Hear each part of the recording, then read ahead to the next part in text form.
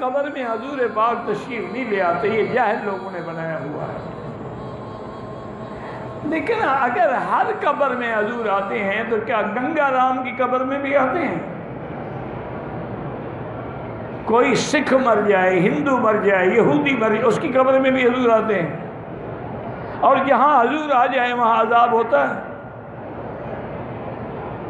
وہ تو اللہ نے فرمایا میرا مدنی مکے والوں پہ میں کیسے عذاب کروں، آپ جو یہاں رہتے ہیں، وَمَا كَانَ اللَّهُ لِيُعَذِّبَهُمْ وَأَنْتَ فِيهِمْ، آپ موجود ہیں، میں کیسے عذاب بھیجوں؟ آپ جب باہر جائیں گے نا میں ان کو ٹھیک کر دوں گا۔ یہ جاہلوں کا عقیدہ ہے کہ حضور ہر قبر میں آتے ہیں۔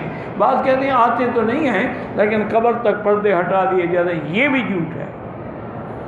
صرف سوال ہوتا ہے من ربک ما دینک ما تقول فی حق هذا الرجل الذی بعث فیکم، اس بندے کے بارے میں تمہارا کیا عقیدہ ہے جو نبی بنا کے بھیجا گیا؟ یہ تھوڑا ہے کہ حضور سامنے آئے، اچھا پھر تم پہچانتے ہو کہ مردہ پہچان لے گا؟